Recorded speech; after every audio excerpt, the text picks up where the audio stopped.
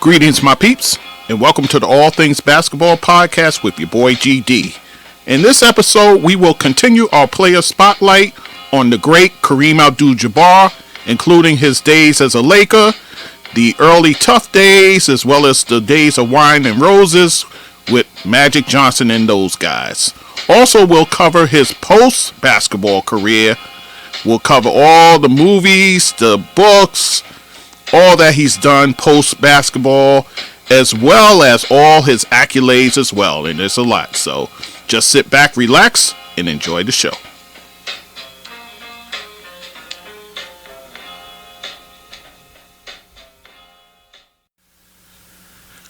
Okay, guys. So we covered...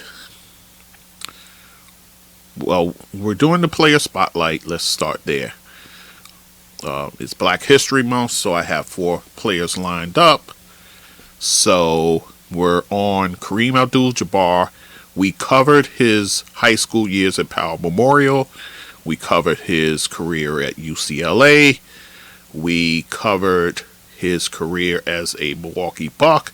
Now we are entering the Laker years, so let's get into it. All right, so he gets traded, as I said, to the Lakers. In his debut season with the LA Lakers in 1975-76, he actually feels really comfortable because, you know, he went to school in Los Angeles, so it was pretty much second nature to him, and, you know, he's able to enjoy the full benefits of his spiritual conversion and all those sort of things. So, but on the court is a whole nother matter. So his team in his first year, 40-42, they finished 4th in the Pacific Division. So so his second straight season of having a losing record. So, and this is how he finishes: 27.7 points per game. That's second in the league behind Bob McAdoo. Nearly 17 rebounds per game. That's first. He's first in that. Over 4 blocks per game. He's first there. And nearly 53% from the field. He's 5th in the league. And he has, add to that, 5 assists per game as well. So he went, although they finished 40-42, he wins his 4th MVP award. So didn't seem to matter to the voters at the time. It was the players voting, by the way. And he was all NBA second team. And also all defensive team. He was first team there. So then we have the 1976-77 season. This was a season where the NBA merged with the ABA, so pretty important time in that league. Jerry West takes over the coaching duties from Bill Sharman. Bill Sharman was the coach in his first year there. Jerry West takes over for Bill Sharman. Bill Sharman moves upstairs as an executive, So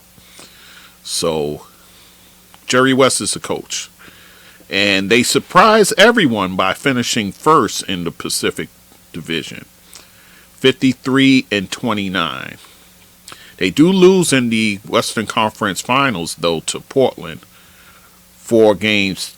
In fact, they got swept 4-0. And that was the Portland Trailblazer team of Bill Walton, Maurice Lucas, Lionel Hollins, and those guys there. So they take the loss there. Here's what he does on the season: 26.2 points per game. That's 3rd in the league. 13.3 rebounds. That's second to actually Bill Walton. 3.2 blocks. That's second in the league. And he's second to Walton. Nearly 58% from the field. That's third. Not third. He's number one in that. I'm sorry. Number one. And then just about a shade under 4 assists per game. So he ends up winning his 5th MVP award. He's all NBA first team, all defense second team. So then we come to 1977-78. Pretty provocative season for him, that's for sure. So it gets off to a bad start, guys. In the season opener, rookie Kent Benson elbows Kareem in the game. And this happens with in the first 2 minutes of the game. He elbows Kareem. By the way, the Milwaukee Bucks were coached at the time. Their coach was Don Nelson. The same Don Nelson who scratched the man's eyeball, for crying out loud. So take with that what you will. So Kent Benson does this. Kareem retaliates, breaks his hand punching Benson.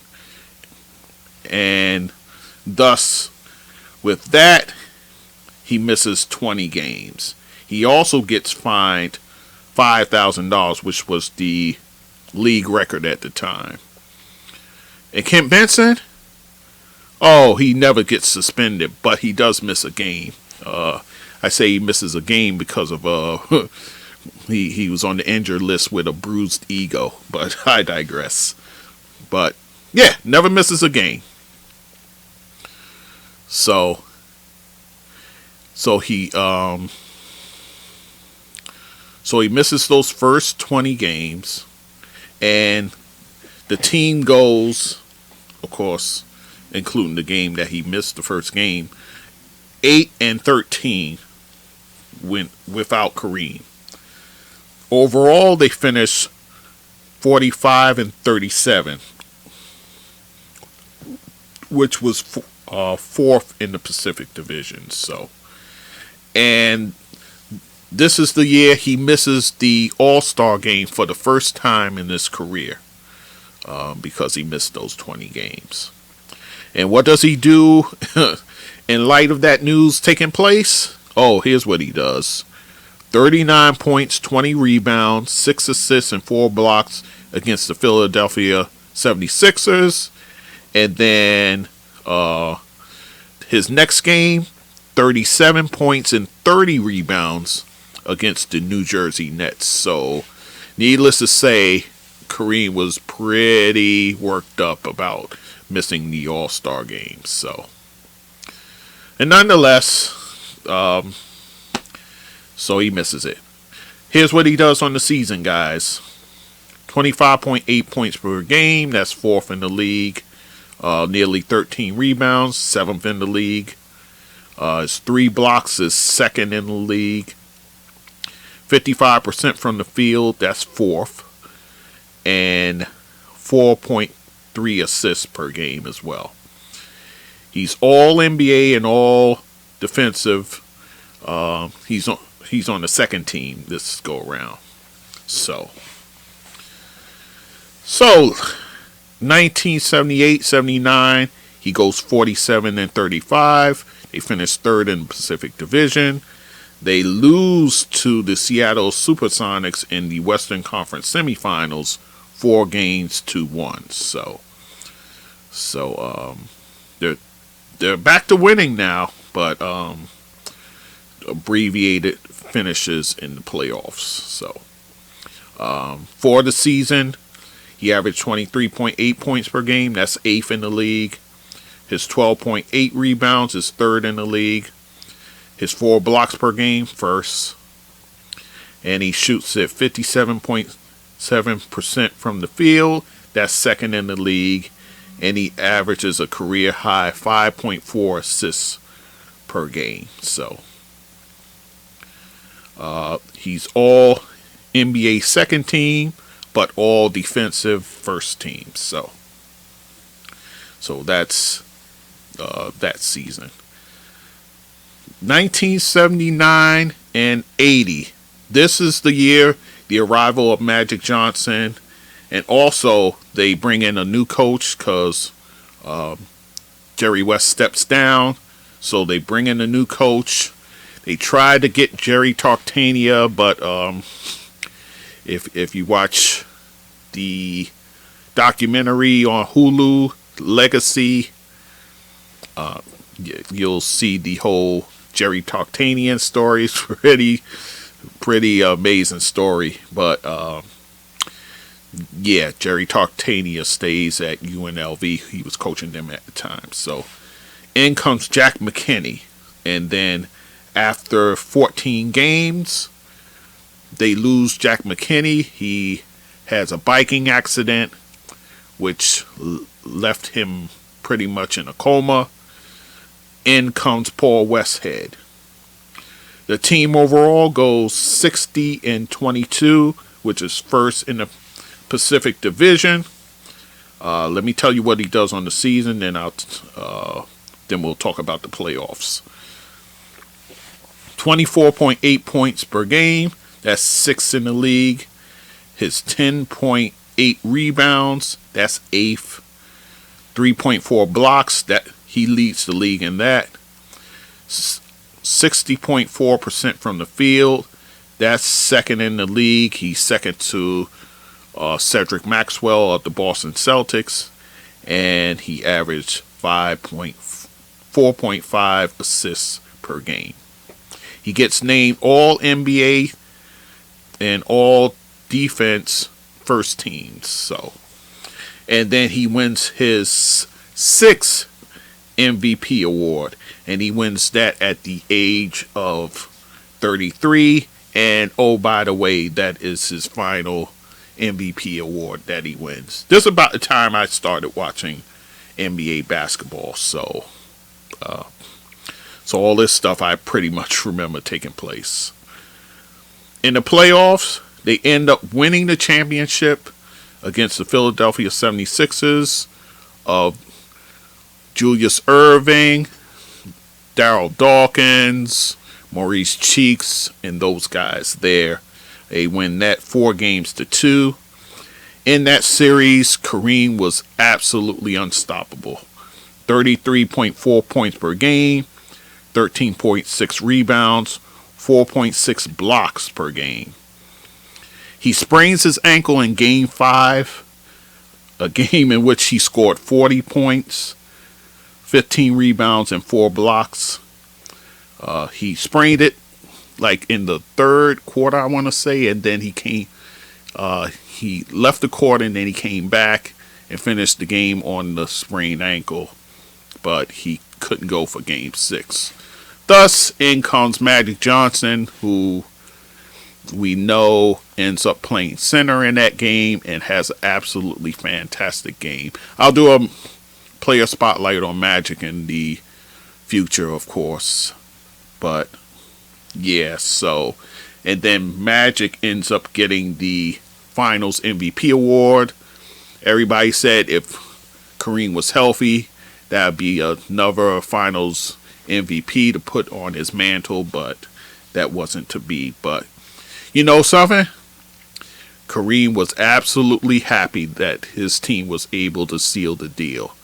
And he made it clear that if it were to go to a Game 7, he'll be ready. So, but Magic took care of business and made it easy on the big fella. So the Lakers finally reached the summit with Kareem Abdul-Jabbar as their primary player, and of course with the arrival of Magic, there you go. So a successful first year together for Magic and Kareem. Let's go to 1980-81 as defending champions. They go 54-28. That's 2nd in the Pacific Division. Right above them is the Phoenix Suns. They lose in the Western Conference first round, actually. They lose to Houston, to Moses Malone and those Houston Rockets. So, For the season, Kareem averaged 26.2 points per game, 4th in the league, 10.3 rebounds, 6th in the league. Oh, by the way, guys, this is the last season that he has where he averages 20 and 10 as far as 20 and 10 double-double. That's the last season he does that, and that's this season here. He finishes with nearly 3 blocks per game. That's 3rd in the league. 57.4% from the field. That's 5th in the league. 3.4 assists. As you notice, his assists start going down as Magic starts to take off. He is all NBA and all defensive team first teamer. So that is how that's how his season went there. Then we come to 1981-82 season, a season of transition. Paul Westhead is fired after 11 games. Pat Riley takes over, and when he takes over, the team goes 50-21. Overall, they finish 57-25. That's first in the Pacific Division. Of course, Pat Riley, I noted earlier, with the Celtics, he ends up in the booth. Actually, he's actually in the booth for the call on the championship year. So he's in the booth there. So, but he moves to the sideline by the urging of Paul Westhead, so he becomes an assistant coach there, and then now he takes over. Here's what Kareem did on the season. Nearly 24 points per game, that's 6th in the league. 8.7 rebounds, 2.7 blocks, that's 3rd in the league. And nearly 58% from the field, that's 4th. They end up winning a championship yet again against the Philadelphia 76ers, 4-2.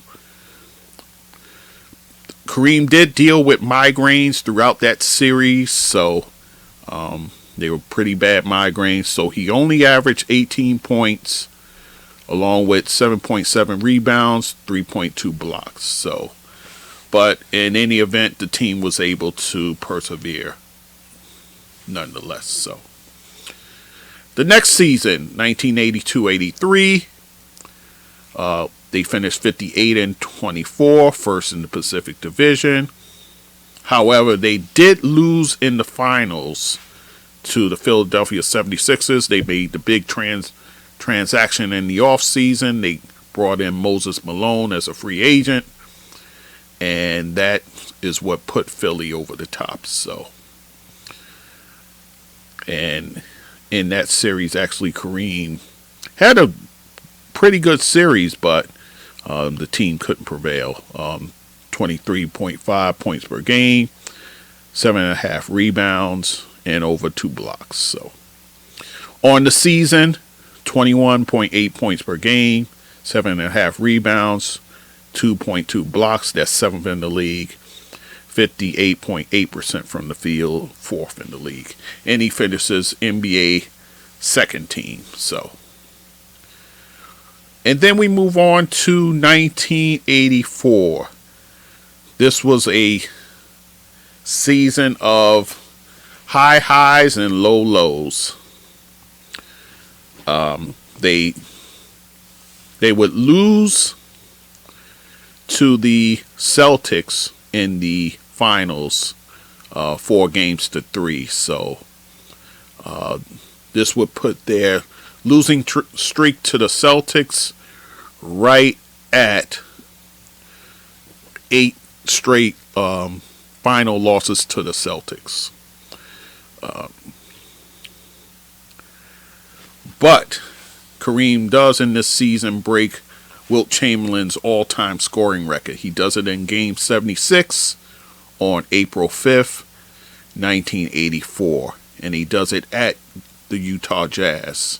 And in typical fashion, he does it in a pass from Magic Johnson, one that he shoots a skyhook over the defensive presence of Mark Eaton. So that's how Kareem breaks the record. So he becomes the all-time scoring leader in 1984. Here's what he does on the season: 21.5 points, 7.3 rebounds, 1.8 blocks, that's 6th in the league, and 57.8%, that's 7th in the league as far as a field goal percentage. All NBA first team, all defensive second team. But that loss to the Celtics in the finals definitely hurt them and led them to 1984-85. I call it the revenge tour season. So they come out like a house of cards or a house on fire, or however that phrasing goes. 62-20 is what they go. Easily their best record in the Magic Kareem era. Of course, first in the Pacific Division, and then the Lakers take revenge on the Boston Celtics for what happened in last year's finals. In fact, let's talk about this finals. The first game that they played, Kareem had only 12 points and 3 rebounds in game 1. And that game was on Memorial Day. In fact, it's called the Memorial Day Massacre, where Boston wins 148-114. And Kareem was so upset with himself after the game. He watched hours and hours of game film and participated in marathon practice sessions. And here's what Kareem did prior to game 2, which doesn't seem like much, but I think this is probably where that series got turned around. Kareem invites his father onto the team bus prior to game 2. Now, Coach Pat Riley, he's known for being a stickler to following the rules and procedures and so forth, but he made an exception in this case, which paid off big dividends, guys. In game 2, Kareem had a game for the ages. 30 points, 17 rebounds, 8 assists, and 3 blocks for a 109-102 win. So, sometimes you gotta go against your own rules if you're gonna get these type of results. So that's what they did. So they were able to accomplish that. In the 4 wins, here's what Kareem averaged: over 30 points per game, 11.3 rebounds, 6.5 assists, and 2 blocks per game. And with this series win, it snaps Boston's 8 straight titles over the LA Lakers. So Jerry West at the time was an executive, and you talk about breathing a sigh of relief, because he's felt the pain of that, because he was involved in 6 of those. So yeah, as a player, that is. So much relief for the Lakers franchise there. And oh, by the way, Kareem did win the Finals MVP for that performance that he had, making him the oldest Finals MVP ever. So another accomplishment for Kareem.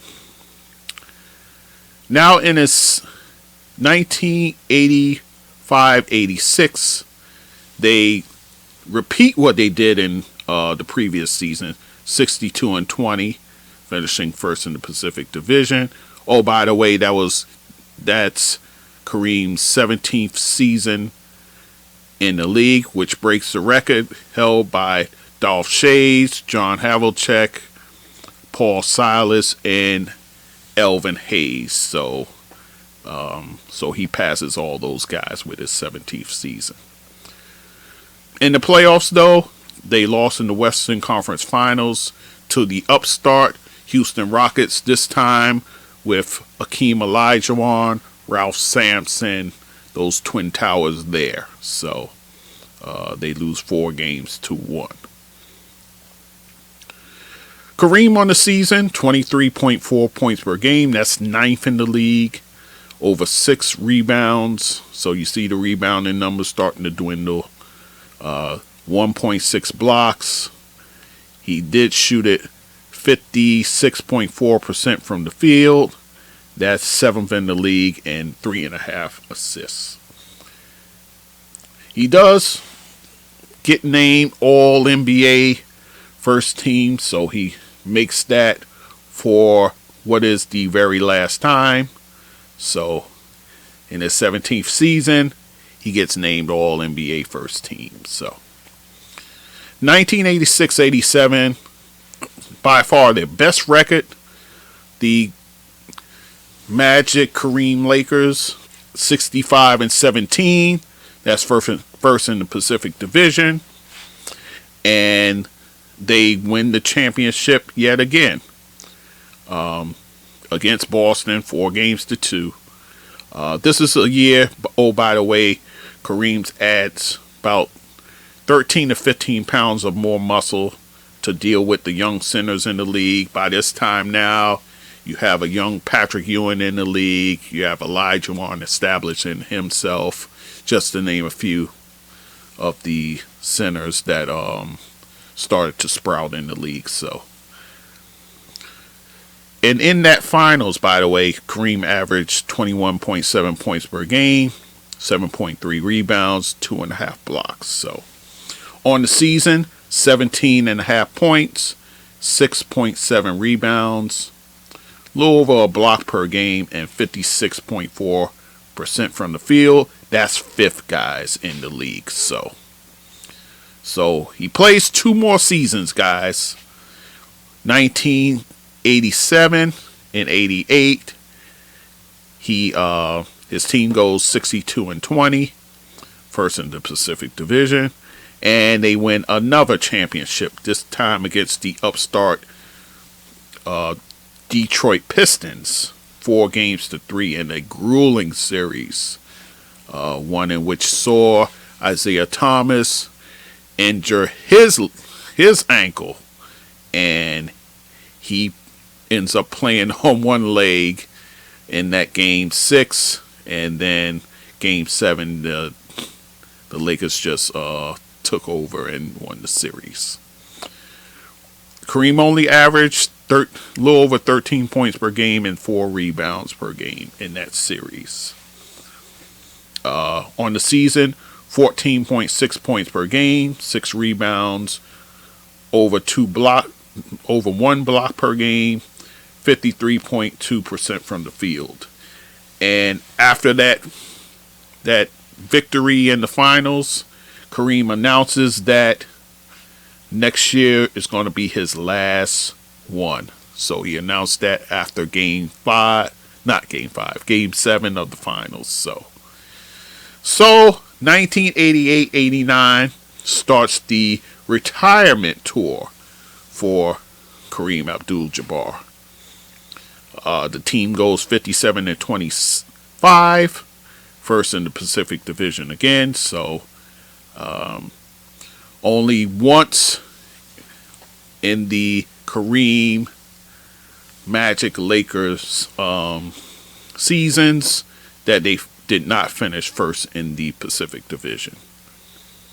However, they did lose in the finals to Detroit. They got swept, in fact, 4-0.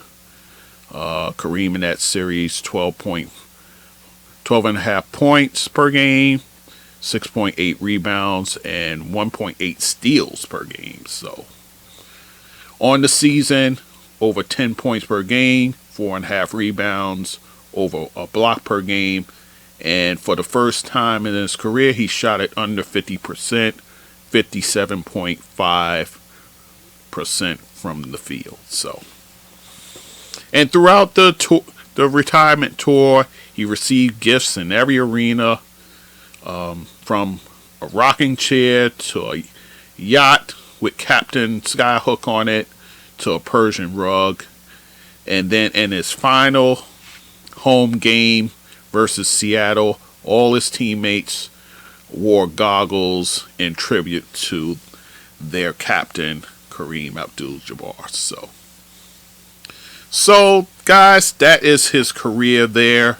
Let's talk about what he did post basketball, and then let's see if we can get through all of this, all of these post basketball and then the accolades, of course, and then I don't know if we're going to get through it all. We'll do the best we can.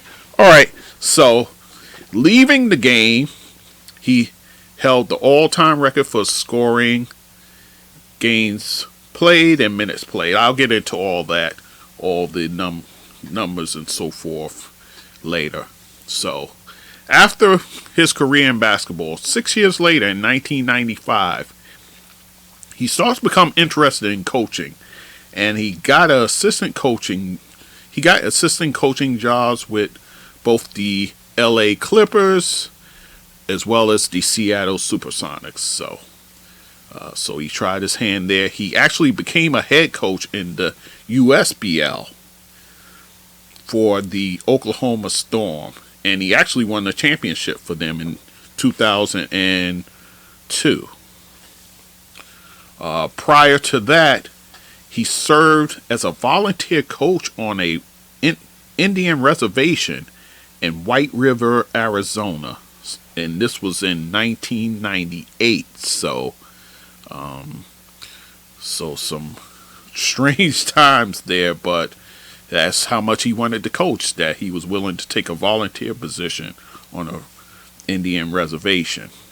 Also in 1998, he sued Miami Dolphins running back Kareem Abdul-Jabbar, but Kareem spells his Kareem, and this gentleman here spells it Karim. And he sues him for trying to profit off of his name and jersey number, because he had the Abdul-Jabbar on the back of his jersey and the 33. So, and I even remember asking the question. I was like, is this Kareem's son? I remember that distinctly. And then when I found out it wasn't, I was like, oh man, this guy's trying to pull a fast one here. So Kareem sues. He ends up reaching a settlement, and the young man ends up changing his name to Abdul Kareem Al-Jabbar. And then he had the jersey name replaced, and it only said Abdul on the back. Oh, by the way, he was also, which made it even, me question it even more, that he was his son. He was a student athlete at UCLA as well. So talk about irony here, guys. So that's what happened with that. So we talked about this volunteer coaching. We talked about assistant coaching. He also worked as a scout for the New York Knicks in 2004. Where was I when that happened? So, and he went back to the Lakers as a special assistant coach for Phil Jackson. I'm sorry, for Phil Jackson, and he was there during those golden years there, 2005 through 2011. He coached such big men as Michael Olowokandi. Remember, he was the top pick for the Clippers. And then also Jerome James. He coached him. And Andrew Bynum during those Laker years. So those are the guys he coached. He wrote several books, guys. He wrote several books. one of which, Giant Steps, that was his autobiography, and the title actually gives homage to one of his favorite jazz artists, John Coltrane. He also wrote On the Shoulder of Giants, My Journey Through the Harlem Renaissance, which he learned about at Powell Memorial in one of his courses there. Brothers in Arms, the epic story of the 761st Tank Battalion, the World War II's Forgotten Heroes. He also wrote a book, Coach Wooden and Me, Our 50-Year Friendship on and Off the Court. He wrote a 3-book series, Mycroft and Sherlock, so he wrote that along with Ann Waterhouse. So he had his hand writing some mystery books, guys. He wrote another one, A Season on the Reservation, My Sojourn with the White Mountain Apaches. He also wrote What Color Is My World?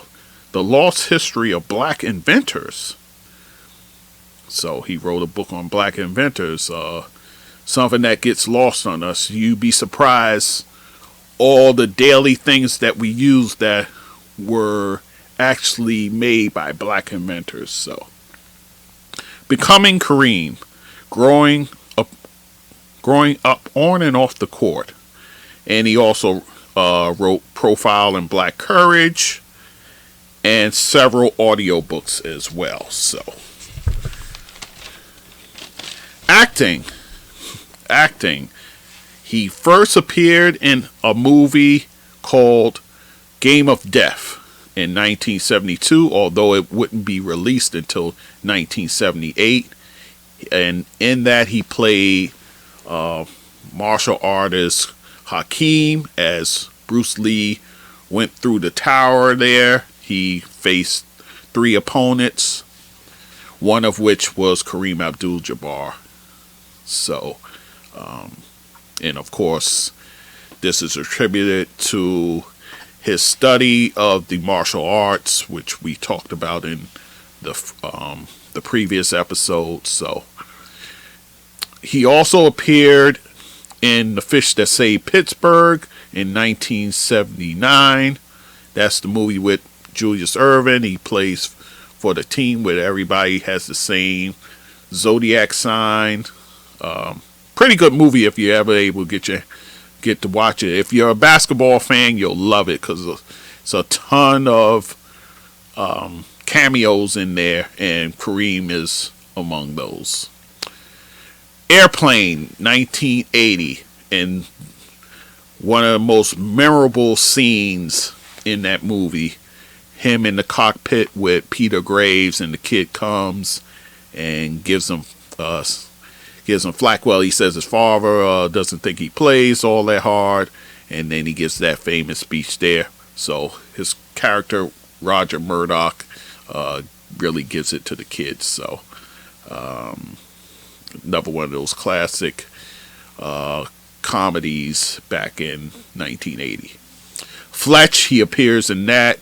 Also Troop Beverly Hills, D2, The Mighty Ducks, Forget Paris, Basketball, that comedy there, and most recently, The Glass Onion. He appeared in that. So, as far as TV, he's shown up in shows like Mannix, Emergency, Laugh-In, ABC After School Specials. We forget about those, but I remember those coming up. Different Strokes, he was in that. 21 Jump Street, Amen. Fresh Prince of Bel-Air, he was in that as well. Full House. Martin, he was even on an episode of Martin, for crying out loud. Everybody Loves Raymond. Living Single, wow, he was in that. Scrubs. The Simpsons, of course, who hasn't appeared in The Simpsons? Of course, that's animated, of course, so he lends his voice there. Fresh Off the Boat, he was in that. Big Bang Theory, he was in that as well. And countless other documentaries, one of which I just watched last week, Kareem, Minority of One. He was also a producer for a few films and documentaries. The Vernon John story, story of one of the civil rights leaders we don't really hear much talk about, but was instrumental in the civil rights movement. On the Shoulder of Giants, from his book, he made a documentary. Veronica Mars, that's also kind of a mystery show, and they kind of revived it, and he produced the episode of that. Black Patriots, another one of those documentaries. Fight the Power, the protest that changed America, he was in that as well. Reality TV, he's appeared in two things there. Splash, this was a celebrity diving competition. Dancing with the Stars, he was on there as well, I believe in the 26th season. And he also has his own podcast, guys. So he's in my business. The Skyhook Podcast, where he talks to former players and former teammates. I believe Pat Riley has been on there as well. Jerry West as well, I believe, has been on there. Now let's talk about his activism, guys. It includes writing a column for the New York Times. Speaking of race relations there, appearing on the Meet the Press, defending Islam against those violent extremists who claims that they're acting in the name of Allah. So he went on to defend that. He wrote an essay on fair compensation for college athletes. He also spoke out against Trump's travel ban that he put out there. I think he was forbidding Middle Eastern countries. And he basically said that it's the very definition of pure evil, and it's a rejection of our sacred values. So he also wrote an article in the Hollywood Reporter in support of Colin Kaepernick, and actually called out NFL superstars to join Colin in his stance against racial injustice. We know Colin Kaepernick, who took the knee, not in protest of a flag, guys. It was in protest of police brutality and racial injustice. That's what that was about, guys. So also, he joined Chance the Rapper in a tribute tribute to his friend Muhammad Ali in 2016. So he took part in that as well. As far as other achievements, U.S. Secretary of State at the time, Hillary Clinton, announced him as cultural ambassador for the U.S., and this was in 2012. President Barack Obama appointed him to the President's Council of Fitness, Sports, and Nutrition. That's in 2016. And U.S. Secretary of Treasury Steve Mnuchin appointed him to the Citizens Coinage Advisory Committee, and that was in 2017, guys. As far as health goes, he's an advocate of medicinal marijuana use. He actually used it to treat his migraines. This was before it's become in vogue now. So Kareem, ahead of his time in that regard. He was diagnosed with chronic myeloid leukemia, which has gone into remission. He has taken medication for that, and thankfully, he initially said he was cured, but he said you're never really fully cured, but he has it in check. So that's good news to hear. He was later diagnosed with cardiovascular disease, and on his 68th birthday, he had quadruple bypass. Wow. Ugh. Yeah. So there are a few health issues with Kareem, but he's still, going strong, thankfully. In 1983, his house got burnt. His house burnt down. He lost his jazz collection. He had thousands of albums and lost those. But many of his fans actually sent him jazz albums to help him recoup the loss. And he said that really meant a lot to him. He really was touched by the fans and their generosity towards him. So Kareem touched by that. Accolades, guys. Let's run through those, shall we? We're just going to go a little over. That's just the way it's going to be, guys. His accolades include being a high school All-American while at Powell Memorial. In college, 2-time AP College Basketball Player of the Year.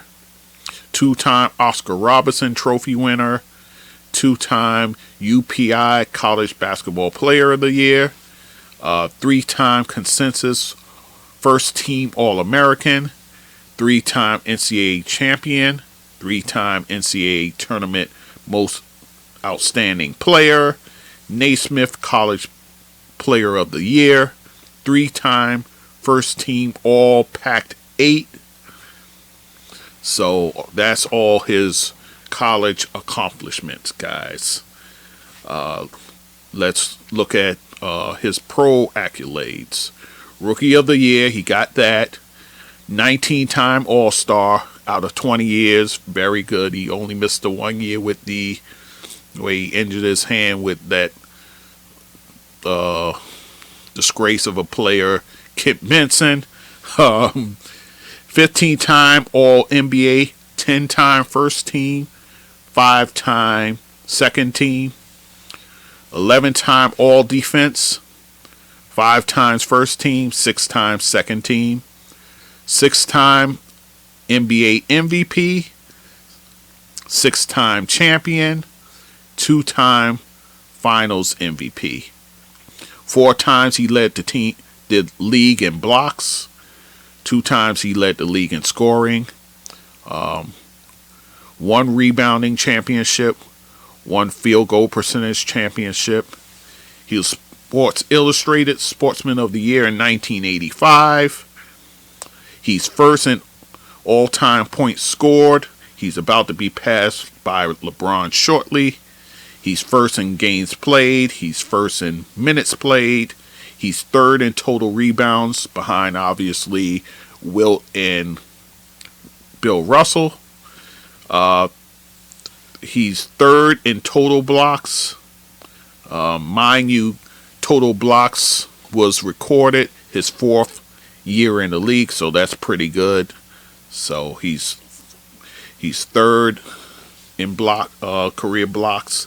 He's 22nd in field goal percentage all time. But I got to tell you guys, I looked at that list of the 21 guys. Only one person has more than 10,000 attempts, and that's Shaquille O'Neal. So, yeah,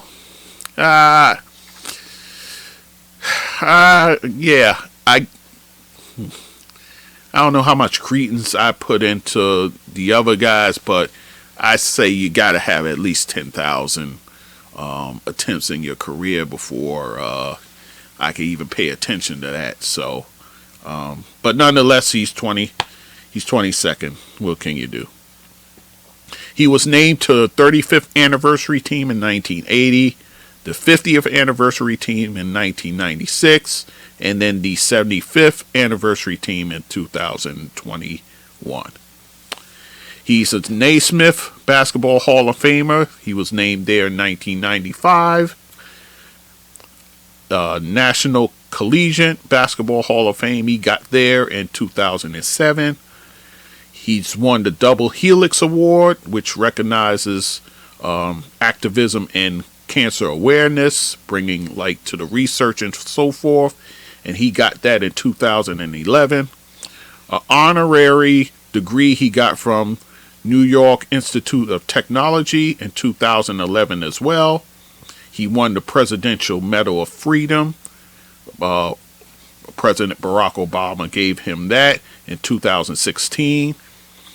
He was nominated for a Primetime Emmy Award for Outstanding Narration in 2020 when he narrated for the Black Pioneers, the Heroes of the Revolution. He ranked #1 center all time and second greatest player ever, and this was when ESPN did their rankings in 2015. He ranked third greatest player of all time by The Athletic, and they did that last year. His NBA rookie card at the time was the most expensive basketball card ever sold, and it was sold at $501,000 and over a $500,000 basically, guys, and that was in 2016. And the NBA just 2 years ago created the Kareem Abdul-Jabbar Social Justice Award, and that award goes to the current player whose social justice efforts are recognized, and the player is rewarded for that each year. So that's all the accolades, guys. I just want to go through a few quotes of what they say about him, and then we'll just wrap it up. Pat Riley said this in 1985, and then I'll give you a quote of his just this year. Why judge anymore? When a man has broken records, won championships, endured tremendous criticism and responsibility, why judge? Let's toast him as the greatest player ever. So that's Pat Riley, his Lakers coach. Pat Riley, again, he says this to Ramona Shelburne. We don't win championships without the greatest player in the history of the game who had the greatest weapon in the history of the game. The sky hook was unstoppable. Last minute of the game is going to one guy, and that is Kareem. And so this is consistent with what Pat Riley has been saying. Now, I listened to Rob Parker and Chris Broussard kind of poke fun at Riley for saying this. This is only consistent with how Pat Riley feels about Kareem Abdul-Jabbar. It's not about friendship. It's not about anything else. It's what that man did on the court. And that's how he feels. So for you to take a shot at Riley, I don't know if you go there. Pat Riley forgot more basketball than him or I would ever know. So I'm going to take what Pat Riley says. Sure, it's slightly favored a bit, but I'll take that to my bank. Thank you very much. So that's just my rant on that. Julius Erving in 2013 said this. In terms of players all time, Kareem is still the #1 guy. He's the guy you got to start your franchise with. With Kareem, you get leadership and excellence. So that's what Julius said. Isaiah Thomas. When they say numbers don't lie, then Kareem is the greatest ever to play the game. That's from Isaiah Thomas, one of his contemporaries, and Isaiah definitely looked up to Kareem, that's for sure. Magic Johnson, his teammate, he's the most beautiful athlete in sports. He could dominate you with two hands. Magic Johnson. And he says other glowing things. You can watch that in his Apple TV 4-part series, how he talks about Kareem as well.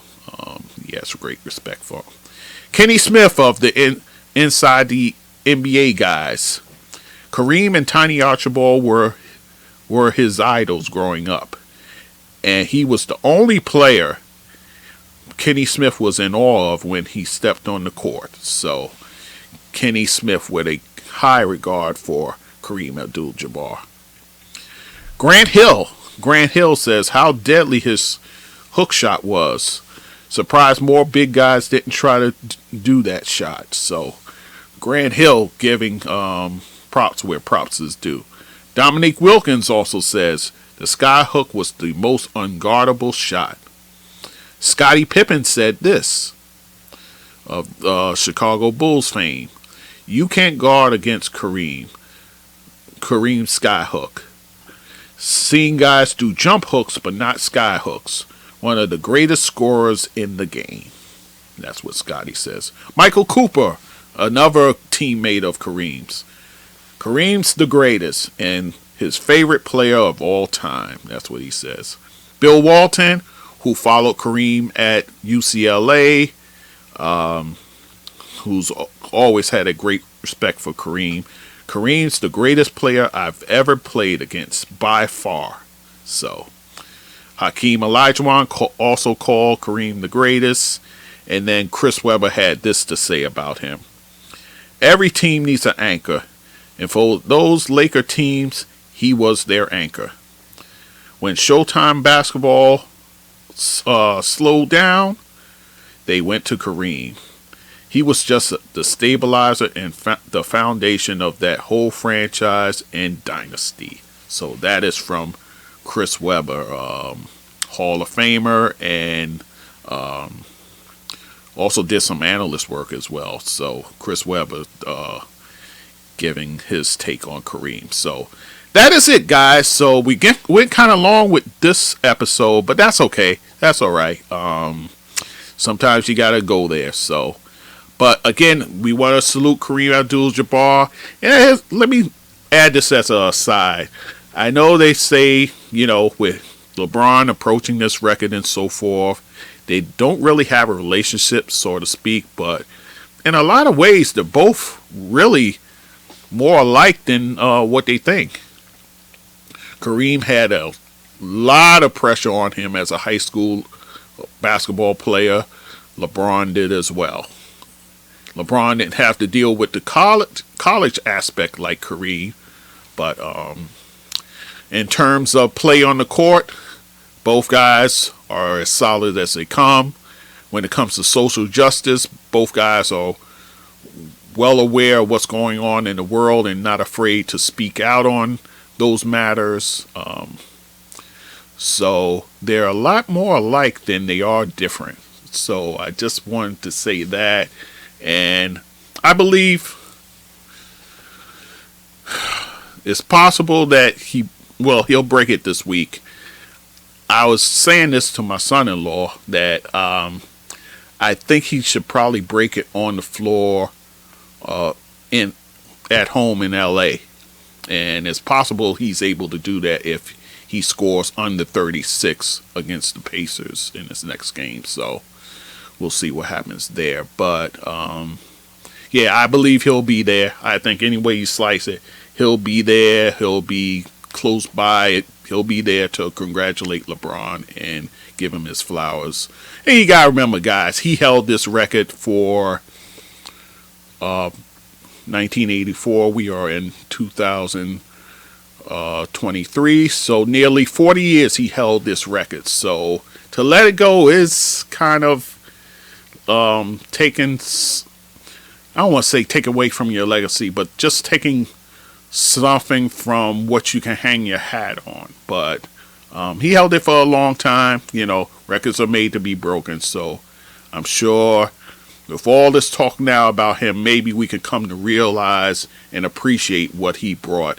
And he did bring it, man. I mean, from high school to college to the pros, he delivered big time, which is why I say he is the most accomplished basketball player that ever lived. So major props to Kareem Abdul-Jabbar, still among us, still sharing his knowledge, man, full of wisdom. You've seen it in the accolades. He's written many books, he's written columns, he has a website as well where he does writing there as well from time to time. So a man full of wisdom, and we're just I'm just glad to know I was able to watch his career for a little while and just to see his greatness. So, Kareem Abdul-Jabbar, we salute you. We salute you and we thank you for your great contribution to the game of basketball overall. All right, guys, so that is it for me. Like I said, we went a little too long, but it's all good. It's for a worthy cause. So, all right, guys, so if you enjoy this, write a review. Write a review on my website or on my YouTube channel or any of the platforms you're able to write reviews and let us know how we're doing. Well, how I'm doing. All right, so with that, we're done. And guys, we'll talk soon. Take care. So, my peeps, if you like what you're listening to, you can go to my website, www.allthingsbasketballwithgd.com. You can also email me at thatsportsdudegd@gmail.com. To support this podcast, you can go to my PayPal, and that email is thatsportsdudegd@gmail.com. Also on my Anchor page, I have a support button there that you can also use to help the podcast. I'm on all the major platforms like Anchor, Spreaker, Google Podcasts, Amazon, SoundCloud, YouTube, Castbox, Radio Public, Podchaser, just to name a few. And also you can find me on social media, Facebook, Instagram, Twitter, TikTok, Clubhouse, and Fanbase. So, once again, I thank you for listening and supporting this podcast.